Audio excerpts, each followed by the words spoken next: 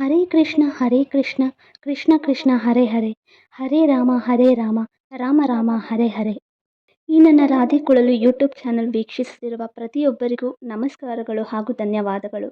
ಭಗವದ್ಗೀತೆ ಅಂದ ತಕ್ಷಣ ನಮಗೆ ನೆನಪಾಗುವುದು ಮಹಾಭಾರತದ ಕುರುಕ್ಷೇತ್ರ ಯುದ್ಧ ಭೂಮಿಯಲ್ಲಿ ಶ್ರೀಕೃಷ್ಣ ಅರ್ಜುನನಿಗೆ ನೀಡಿದ ಬೋಧನೆಗಳು. ಸ್ವಯಂ ಭಗವಂತನಾದ ಶ್ರೀಕೃಷ್ಣನೇ ಭಗವದ್ಗೀತೆಯನ್ನು ಹೇಳಿರೋದ್ರಿಂದ ಪ್ರತಿಯೊಬ್ಬರು ಈ ಪುಸ್ತಕವನ್ನು ಓದೋದ್ರಿಂದ ಕೆಲವರು ತಮ್ಮ ಜೀವನದಲ್ಲಿ ಎದುರಿಸ್ತಾ ಇರುವಂತಹ ದುಃಖಗಳು, ನೋವು, ಸಮಸ್ಯೆ, ಗೊಂದಲಗಳಿಗೆ ಒಂದಲ್ಲ ಒಂದು ರೀತಿ ಪರಿಹಾರ ಸಿಗುತ್ತೆ ಅಂತಲೇ ಹೇಳ್ಬೋದು. ಕೇವಲ ದುಃಖ ಅಥವಾ ಗೊಂದಲಗಳ ನಿವಾರಣೆಗಷ್ಟೇ ಪುಸ್ತಕ ಓದಬೇಕು ಅಂತ ಏನಿಲ್ಲ. ಆಧ್ಯಾತ್ಮಿಕ ಜ್ಞಾನವನ್ನು ಹೆಚ್ಚಿಸ್ಕೋಬೇಕು, ನೆಮ್ಮದಿಯುತವಾದ ಜೀವನವನ್ನು ಸಾಗಿಸಬೇಕು ಅಂತ ಬಯಸೋ ಪ್ರತಿಯೊಬ್ಬರು ಭಗವದ್ಗೀತೆಯನ್ನು ಅವಶ್ಯವಾಗಿ ಓದಲು ಶುರು ಮಾಡಬಹುದು. ನಾನು ಕೂಡ ಇತ್ತೀಚೆಗಷ್ಟೇ ಪುಸ್ತಕವನ್ನು ಓದಲು ಶುರು ಮಾಡಿದ್ದೀನಿ. ಕೇವಲ ಓದಿದ್ರಷ್ಟೇ ಸಾಲದು, ಪ್ರತಿ ಅಧ್ಯಾಯವನ್ನು ಪೂರ್ತಿಯಾಗಿ ಅರ್ಥ ಮಾಡಿಕೊಂಡು ಅದರಿಂದ ಯಾವುದಾದ್ರೊಂದು ಜೀವನ ಪಾಠವನ್ನು ಕಲಿಬೇಕು ಅನ್ನೋದು ನನ್ನ ಉದ್ದೇಶ. ಪುಸ್ತಕದಲ್ಲಿ ಒಟ್ಟು 18 ಅಧ್ಯಾಯಗಳಿವೆ. ಒಟ್ಟು 864 ಪುಟಗಳಿದೆ.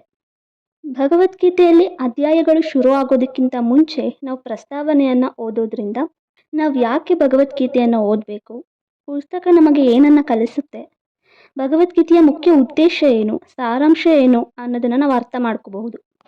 ದೇವೋತ್ತಮ ಪುರುಷನಾದಂತಹ ಶ್ರೀಕೃಷ್ಣ ಕುರುಕ್ಷೇತ್ರ ಯುದ್ಧ ಭೂಮಿಯಲ್ಲಿ ತನ್ನ ಭಕ್ತ ಹಾಗೂ ಸ್ನೇಹಿತನಾದಂತಹ ಅರ್ಜುನನಿಗೆ ಭಗವದ್ಗೀತೆಯನ್ನು ಬೋಧನೆ ಮಾಡ್ತಾರೆ.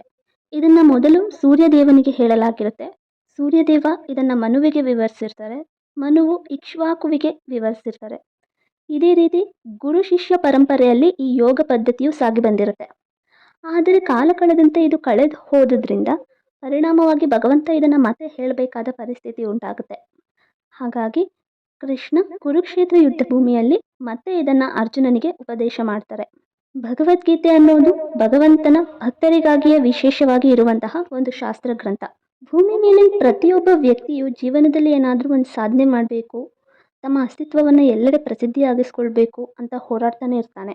ಆದರೆ ಸಾಧನೆ ಮಾಡೋ ಹಾದಿಯಲ್ಲಿ ಹಲವಾರು ಏಳು ಬೀಳುಗಳು ಉಂಟಾಗಿ ತಾಳ್ಮೆ ಕಳೆದುಕೊಂಡು ಸಾಧನೆ ಮಾಡೋ ಹಾದಿಯಿಂದ ಹಿಂಜರಿಯುವುದು ತುಂಬ ಜನ ಇದ್ದಾರೆ.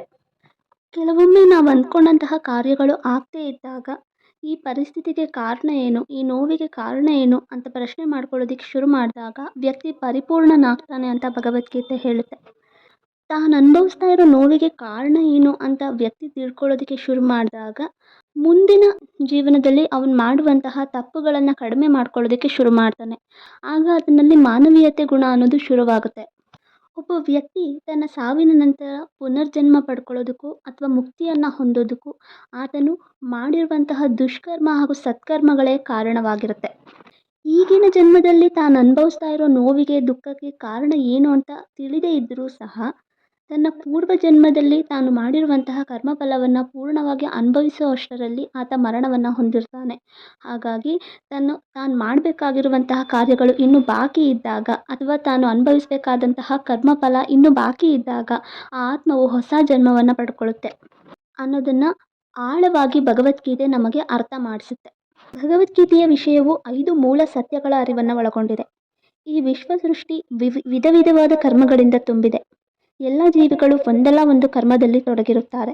ದೇವರು ಅಂದ್ರೇನು, ಜೀವಾತ್ಮಗಳು ಅಂದ್ರೇನು, ಪ್ರಕೃತಿ ಅಂದ್ರೇನು, ವಿಶ್ವ ಸೃಷ್ಟಿ ಅಂದ್ರೇನು, ಇವೆಲ್ಲವನ್ನು ಕಾಲ ಹೇಗೆ ನಿಯಂತ್ರಿಸ್ತಾ ಇದೆ ಮತ್ತು ಪ್ರತಿ ಜೀವಿಯು ಮಾಡಬೇಕಾಗಿರುವಂತಹ ಸತ್ಕರ್ಮಗಳು ಯಾವ್ದ್ಯಾವುದು ಅನ್ನೋದನ್ನು ನಾವು ಭಗವದ್ಗೀತೆಯಲ್ಲಿ ಓದೋದ್ರಿಂದ ತಿಳ್ಕೋಬಹುದು. ಪ್ರತಿಯೊಬ್ಬ ವ್ಯಕ್ತಿಯು ತನ್ನ ಕರ್ಮಫಲಕ್ಕನುಗುಣವಾಗಿ ಸುಖ ದುಃಖಗಳನ್ನು ಅನುಭವಿಸ್ತಾನೆ.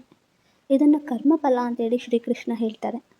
ನಾವು ಹೊಂದೋ ಪರಿಶುದ್ಧವಾದ ಜ್ಞಾನದಿಂದ, ಪ್ರಜ್ಞೆಯಿಂದ ಈಶ್ವರನ ಅನುಗ್ರಹಕ್ಕೆ ಪಾತ್ರರಾಗಿ ಸುಖ ಪ್ರಾಪ್ತಿಯಾಗುತ್ತೆ. ಪರಿಶುದ್ಧವಾದ ಜ್ಞಾನವನ್ನು ಸತ್ಕರ್ಮಗಳನ್ನು ಮಾಡೋದ್ರ ಮೂಲಕ ಪಡೆಯಬಹುದು. ಮನುಷ್ಯನಾದವನು ಮುಕ್ತಿಯನ್ನು ಬಯಸಿದಾಗ ಭಗವಂತನ ಸ್ಮರಣೆಯಲ್ಲಿ ಮುಳುಗಿ ಭಕ್ತಿ ಸಾಗರದಲ್ಲಿ ಈಜಬೇಕು. ಎಲ್ಲ ಪ್ರಾಪಂಚಿಕ ಸುಖಭೋಗಗಳ ಬಯಕೆಯನ್ನು ಬಿಡಬೇಕು. ಸಾತ್ವಿಕ ಮನೋಭಾವವನ್ನು ಬೆಳೆಸ್ಕೋಬೇಕು. ಈ ಜೀವನ, ಶರೀರ ಯಾವುದೂ ಶಾಶ್ವತವಲ್ಲ ಅನ್ನೋ ಸತ್ಯವನ್ನು ಅರಿಯಬೇಕು. ಪರೋಪಕಾರ ಮಾಡೋದ್ರ ಮೂಲಕ ಜೀವನದುದ್ದಕ್ಕೂ ಸತ್ಕರ್ಮಗಳನ್ನು ಮಾಡುತ್ತಾ ಸಾಗಬೇಕು. ಒಟ್ಟಾರೆಯಾಗಿ ಭಗವದ್ಗೀತೆಯ ಪ್ರಮುಖ ಉದ್ದೇಶ ಏನಂದರೆ ಎಲ್ಲ ಮನುಷ್ಯರಲ್ಲಿ ಪರಿಶುದ್ಧವಾದ ಪ್ರಜ್ಞೆಯನ್ನು ಜಾಗೃತಗೊಳಿಸುವುದು. ಪರಿಶುದ್ಧ ಪ್ರಜ್ಞೆ ಎಂದರೆ ನಾನು ಅನ್ನೋ ಅಹಂಕಾರವನ್ನು ಮನಸ್ಸಿನಿಂದ ತೆಗೆದುಹಾಕಿ ಎಲ್ಲವೂ ಎಲ್ಲದಕ್ಕೂ ಕಾರಣ ಭಗವಂತನೇ, ನಾವು ಕೇವಲ ಕಾರಣವಷ್ಟೇ ಅನ್ನೋ ಸತ್ಯವನ್ನು ಆಳವಾಗಿ ತಿಳಿದುಕೊಳ್ಳೋದು. ಪರೋಪಕಾರ ಮಾಡಿ ನಾನು ಮಾಡಿದೆ ಅಂತ ಹೇಳ್ಕೊಳ್ಳೋದ್ಕಿಂತ ಭಗವಂತ ನನ್ನ ಕೈಯಿಂದ ಮಾಡಿಸ್ದ ಅಂತ ಹೇಳೋದು ಉತ್ತಮ. ಭಗವದ್ಗೀತೆಯ ಪ್ರಕಾರ ಪರಂಪರೆಯಿಂದ ನಮಗೆ ಬರುವ ಪರಿಪೂರ್ಣ ಜ್ಞಾನವನ್ನು ನಾವು ಸ್ವೀಕರಿಸಬೇಕು. ಶ್ರೀಕೃಷ್ಣ ತನ್ನ ಶಿಷ್ಯನಾದ ಅರ್ಜುನನಿಗೆ ಉಪದೇಶಿಸಿದ ಭಗವದ್ಗೀತೆಯ ಎಲ್ಲ ಸಾರವನ್ನು ಅರ್ಜುನ ಒಪ್ಕೊಳ್ತಾನೆ. ಹಾಗಾಗಿ ಭಗವದ್ಗೀತೆಯನ್ನು ಓದುವ ಪ್ರತಿಯೊಬ್ಬರು ಗೀತೆಯಲ್ಲಿರುವ ಎಲ್ಲ ಅಧ್ಯಯನಗಳ ಸಾರವನ್ನು ಶ್ರೀಕೃಷ್ಣ ಉಪದೇಶಿಸಿದಂತೆ ಅರ್ಥ ಮಾಡಿಕೊಂಡು ಜೀವನದಲ್ಲಿ ಅಳವಡಿಸ್ಕೊಳ್ಬೇಕು. ಕೇವಲ ಕರ್ಮದ ಬಗ್ಗೆ ಜ್ಞಾನ ಅಷ್ಟೇ ಅಲ್ಲದೆ ಮನುಷ್ಯನಾಗಿ ಜನಿಸಿದ ನಂತರ ನಾವು ಗುರಿಯನ್ನು ಹೊಂದಿ ಆ ಗುರಿಯನ್ನು ತಲುಪಲು ಹಲವು ಪ್ರಯತ್ನಗಳನ್ನು ಮಾಡ್ತಾ ಜೀವನದ ಮೌಲ್ಯಗಳನ್ನು ಕಲಿಯುತ್ತಾ ಸಾಗಬೇಕು.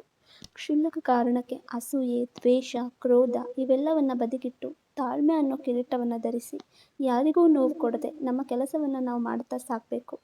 ಭಗವದ್ಗೀತೆಯ ಉಪದೇಶವನ್ನು ನಾವು ಯೋಗ್ಯ ರೀತಿಯಲ್ಲಿ ಬಳಸಿಕೊಂಡರೆ ನಮ್ಮ ಇಡೀ ಬದುಕು ಪರಿಶುದ್ಧವಾಗುತ್ತೆ. ಭಗವದ್ಗೀತೆಯಲ್ಲಿ ಕೃಷ್ಣ ಸರ್ವಯೋನಿಷು ಅಹಂ ಬೀಜಪ್ರದಃ ಪಿತಾ, ನಾನೇ ಎಲ್ಲರ ತಂದೆ ಎಂದು ಘೋಷಿಸ್ತಾನೆ. ಕೃಷ್ಣನನ್ನು ಸ್ಮರಿಸುವವರು, ಆರಾಧಿಸುವವರು ಎಲ್ಲವೂ ಕೃಷ್ಣನೇ ಎಂದು ಹೇಳುವುದು ಭಗವಂತನ ಕೃಪೆಗೆ ಪಾತ್ರರಾಗಿ ಸುಖ ಜೀವಿಗಳಾಗುತ್ತಾರೆ ಎಂದು ಹೇಳುವುದರ ಮೂಲಕ ಭಗವಂತ ಹಾಗೂ ಭಕ್ತರ ನಡುವಿನ ಬಾಂಧವ್ಯ ಹೇಗಿರಬೇಕು ಎಂಬುದನ್ನು ಭಗವದ್ಗೀತೆ ತಿಳಿಸ್ಕೊಡುತ್ತೆ. ಸನಾತನ ಧರ್ಮದ ವೈಶಿಷ್ಟ್ಯಗಳ ಬಗ್ಗೆ ತಿಳಿಸ್ಕೊಡುತ್ತೆ. ಸನಾತನ ಧರ್ಮಕ್ಕೆ ಆದಿಯಾಗಲಿ ಅಂತ್ಯವಾಗಲಿ ಇಲ್ಲ ಎಂಬುದನ್ನು ಅರ್ಥ ಮಾಡಿಸುತ್ತೆ. ಯಾರು ತಮ್ಮ ಜೀವನಾಂತ್ಯ ಕಾಲದಲ್ಲಿ ಕೃಷ್ಣನನ್ನು ಸ್ಮರಿಸಿ ದೇಹ ತ್ಯಜಿಸುವವರೋ ಅಂತಹವರು ಖಂಡಿತವಾಗಿಯೂ ಆಧ್ಯಾತ್ಮಿಕ ಲೋಕವನ್ನು ಪಡಿತಾರೆ. ಆತನ ಆತ್ಮವು ಆನಂದಮಯವಾಗಿ ಸಾಗಿ ಕೃಷ್ಣನ ಪಾದವನ್ನು ಸೇರುತ್ತೆ. ಆಧುನಿಕ ಜಗತ್ತಿನ ಮನುಷ್ಯರು ಐಹಿಕ ಚಟುವಟಿಕೆಗಳಲ್ಲಿ ನಿರತರಾಗಿ ಭಗವಂತನ ನಾಮಸ್ಮರಣೆಯನ್ನು ಮರೆತಿದ್ದಾರೆ.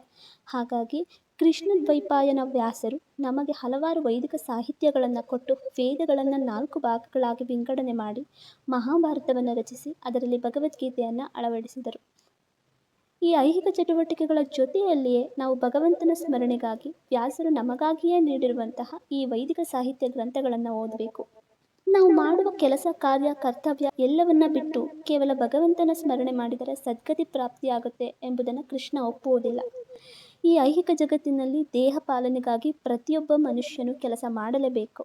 ಕೆಲಸಕ್ಕೆ ಅನುಗುಣವಾಗಿ ಈ ಸಮಾಜವನ್ನು 4 ವರ್ಗಗಳಾಗಿ ವಿಭಾಗಿಸಿದ್ದಾರೆ: ಬ್ರಾಹ್ಮಣ, ಕ್ಷತ್ರಿಯ, ಶೂದ್ರ, ವೈಶ್ಯ. ಪ್ರತಿಯೊಬ್ಬರೂ ತಮ್ಮದೇ ಕ್ಷೇತ್ರದಲ್ಲಿ ಕರ್ತವ್ಯಮುಖಿಗಳಾಗಿ ಅದರ ಜೊತೆಯಲ್ಲಿಯೇ ಕೃಷ್ಣನನ್ನು ಸ್ಮರಿಸುತ್ತಾ ಇರಬೇಕು ಎಂದು ಭಗವದ್ಗೀತೆ ಹೇಳುತ್ತೆ. ಯುದ್ಧ ಭೂಮಿಯಲ್ಲಿ ಅರ್ಜುನ ಕೃಷ್ಣನಿಗೆ ನಾನು ಯುದ್ಧ ಮಾಡುವುದಿಲ್ಲ ಅಂತ ಹೇಳಿದಾಗ ಕೃಷ್ಣ ಅರ್ಜುನನ ಕ್ಷತ್ರಿಯ ಧರ್ಮದ ಪಾಲನೆಯ ಬಗ್ಗೆ ತಿಳಿಸಿಕೊಡ್ತಾನೆ. ಧರ್ಮ ಸ್ಥಾಪನೆಗಾಗಿ ಈ ಯುದ್ಧ ಅಗತ್ಯವಿದೆ ಎಂಬುದನ್ನು ಅರ್ಥ ಮಾಡಿಸಿ ಅರ್ಜುನ ಮತ್ತೆ ಯುದ್ಧಕ್ಕೆ ಒಪ್ಪುವಂತೆ ಮಾಡ್ತಾನೆ. ನೀನು ಕ್ಷತ್ರಿಯನಾಗಿರೋದ್ರಿಂದ ಈ ಯುದ್ಧ ಮಾಡದೇ ಇರುವಂತಿಲ್ಲ, ಆದರೆ ನೀನು ನನ್ನನ್ನು ಸ್ಮರಿಸುತ್ತಾ ಯುದ್ಧ ಮಾಡಿದರೆ ಮರಣಕಾಲದಲ್ಲಿ ನನ್ನನ್ನು ಸ್ಮರಿಸುವುದು ಸಾಧ್ಯ ಆಗುತ್ತದೆ ಎಂದು ಹೇಳ್ತಾನೆ. ಮನಸ್ಸು ಕೃಷ್ಣ ಸೇವೆಯಲ್ಲಿ ತೊಡಗಿದರೆ ಇಂದ್ರಿಯಗಳು ತಾವಾಗಿಯೇ ಕೃಷ್ಣನ ಸೇವೆಯಲ್ಲಿ ತೊಡಗುತ್ತದೆ. ಮನುಷ್ಯ ಪ್ರತಿನಿತ್ಯ ನೀರಿನಲ್ಲಿ ಸ್ನಾನ ಮಾಡಿ ತನ್ನ ದೇಹವನ್ನಷ್ಟೇ ಶುದ್ಧವಾಗಿರಿಸಿಕೊಳ್ಳಬಹುದು. ಆದರೆ ಭಗವದ್ಗೀತೆಯನ್ನು ಪವಿತ್ರ ಗಂಗಾಜಲದಲ್ಲಿ ಒಮ್ಮೆ ಆದರೂ ಸ್ನಾನ ಮಾಡಿದರೆ ತನ್ನ ಐಹಿಕ ಜೀವನದ ಕೊಳೆಯೆಲ್ಲ ನಾಶವಾಗುತ್ತದೆ.